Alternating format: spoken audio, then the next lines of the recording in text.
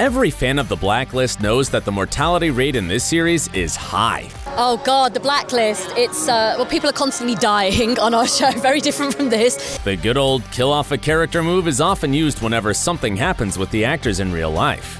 But it's not always the case. Let's find out whose on-screen exit was just a creative move, who disappeared because of unforeseen real-life circumstances, and what made the lead actress leave the show in the midst of its incredible run. Should we get started? Ryan Eggold as Tom Keene. He was a key member of the original cast, and an incredibly intricate part of what made the show so successful. Ryan Eggold revealed that the character was a joy to play because Tom was a chameleon, and putting on all of his different masks was a real pleasure. His portrayal of Liz's double-life living husband earned Ryan a lot of praise, and even his very own spin-off, The Blacklist: Redemption. Unfortunately, it was canceled after just one season and the actor returned to the Mothership series.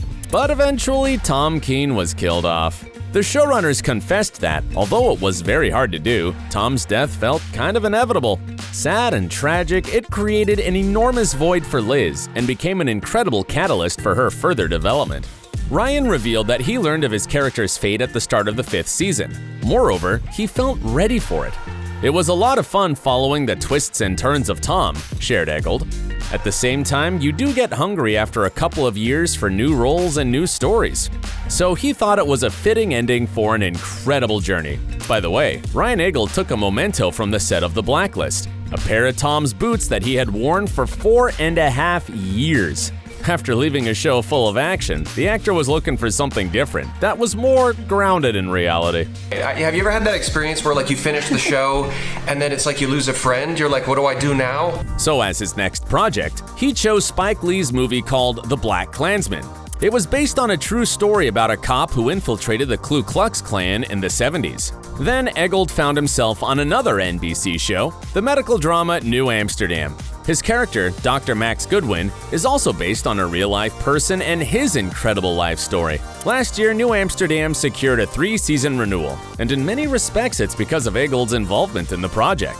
So, despite all the hopes fans cherish, it's very unlikely that he will somehow reappear in Season 9 of The Blacklist. There will be no Jon Snowing. He's a dead man. Tom's arc simply came to an end. And it ain't the first time a character's been sacrificed for the sake of the story. Parminder Nagra as Mira Malik. When The Blacklist came around, Nagra already had dozens of credits to her name. She was cast in the show as a series regular and wasn't shy to express her excitement about it. It's empowering to be one of the 2 main female roles on the show, she shared at the time. There's only Megan and me, and both our characters are tough cookies. But the first season's finale came as a shock when Agent Malik was attacked and brutally murdered. Parminder never officially revealed why her character was killed off and how she felt about it. But it's quite possible that it had always been the plan for Mira. Oh God, The Blacklist. It's, people are constantly dying on our show. However, it doesn't seem like the actress had any regrets about being written off The Blacklist. She later had a recurring role in Agents of S.H.I.E.L.D. and a main role in the horror thriller series Fortitude, and has also appeared in shows like 13 Reasons Why and Elementary. Still, there were other characters from The Blacklist who returned from the dead. Susan Blommaert as Mr. Kaplan. Among all the twists and turns, one of the most surprising was the comeback of the notorious Mr. Kaplan after she was shot in the face. However, she only survived 2 episodes into the next season until she eventually met her grim fate. It turns out Blommaert knows a thing or two about working in crime dramas. She's had literally dozens of one-off roles on projects like the Law & Order franchise, The Good Wife, The X-Files, Boardwalk Empire, and more.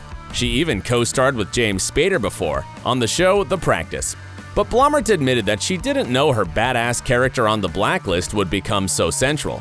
TV is an interesting business, she revealed. You audition with a couple of little papers in your hand, and if you're lucky, you get to say those lines in the show. So getting such a nuanced character was a luxury and a wonderful surprise.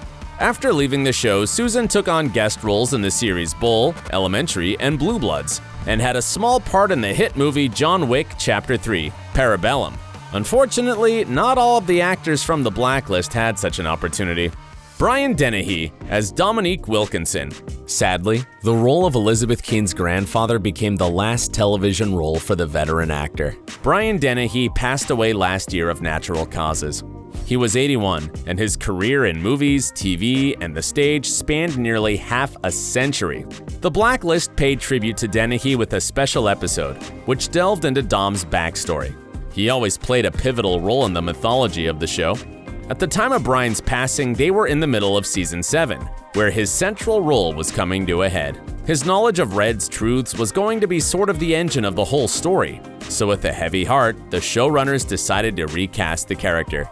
However, they chose not to do this for another important cast member, Clark Middleton as Glenn Carter. Despite being a side character, Glenn delighted viewers with his adorable mannerisms and exceptional sense of humor. It'll take time. I'm stacked up. Stacked up. Employee training is always first of the month. We're getting the parking lot restriped. I gotta get the cones. I gotta book the DJ for the New Year's party. It's February. Always thinking ahead. Hot stuff. Amazingly, the role of an irritable Department of Motor Vehicles employee and Red's informant was created because of the strong impression Clark Middleton left during his audition. "We just loved him," says executive producer John Bokenkamp.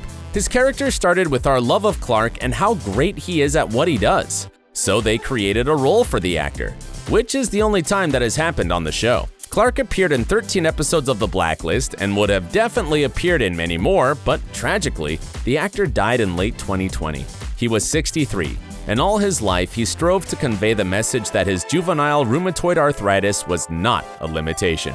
The versatile film and TV actor delivered striking performances in supporting roles in many movies and series, the most memorable of which were in Kill Bill Volume 2, Law & Order, and the 3rd season of Twin Peaks.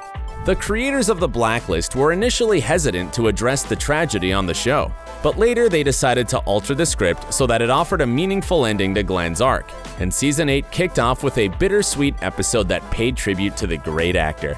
No matter how hard or unfair life was to Glenn, Glenn loved life back. Now, let's move on to the character whose exit was unexpected, although not for a sad reason. Mojan Marno as Samar Navabi. After being kidnapped, drowned, and surviving a coma, Agent Navabi finally agreed to marry Aram. But this is The Blacklist, so romances are often rocky and weddings don't typically go great. It was soon revealed that Samar never fully recovered from her injuries, and her declining health made her leave both the agency and her fiancé. But was this storyline really necessary for the show? The answer is no, as it was made up only because of Mojan Marno's wish to leave the show. Having joined the cast of The Blacklist in its 2nd season, she appeared in over 100 episodes. But somewhere after finishing filming the 5th season, Mojan decided that she was ready for a new chapter in her life. In her own words, the producers graciously granted her request to move on from the thriller series and made Samar's exit just as badass as her entry. Moreover, it was open-ended. The writers left her character alive, while they could have killed her off the same way they did with Tom Keene. So the fans are eager to see if she might return in the 9th season, especially after the shocking news about the lead actress. We'll get to that later. But let's have a look at what Mojan is up to now. Since leaving The Blacklist, she has appeared on the shows The Affair, I, Gilbert, and Maid, and is currently filming the mini-series Pam and Tommy. Now, let's talk about the sudden change in the series that nobody saw coming. Megan Boon as Elizabeth Keene.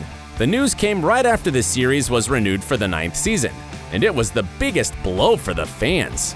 The lead actress announced that Season 8 was going to be her last on The Blacklist. The decision wasn't spontaneous, and the writers were given ample time to thoughtfully craft Liz's final arc on the show. To come back and be with our family for one more year is really a great blessing. So what exactly made her want to leave the show that made her a star? Incredibly, before this show, Megan Boon had only had one notable role, in the crime procedural Law & Order LA. Her performance as a law enforcement officer was definitely impressive, as she was the first actor cast for The Blacklist, even before James Spader. Thanks to the role of Liz Keene, Megan experienced overnight success that changed everything for her. This experience has been an entire life inside of my own life. These 8 years helped me better define the world and myself, as Liz Keene set out to do the same. Apparently, Boone's 7th year on The Blacklist was a milestone that made her think it was time to take on something different. An artist is never really satisfied. You know, I thought I wanted to reach this milestone of being a working actor, and now I have other other aspirations. And she's already had a new project. Megan guest starred in a fantasy historical drama, The Underground Railroad. After her second episode in the limited series, she wrote on her Instagram, "It's the kind of creative challenge I've always wanted, and I'm so proud to be a breath in the body of this epic masterpiece." But that's not all. Boone recently launched a production company, Weird Sister, and signed a first-look deal with Sony Pictures Television to develop and produce new series projects for the indie TV studio. On this, we wish Megan all the best. If you want to learn more about the reasons for her departure from the Blacklist, watch our other video about it. Until next time, stay awesome.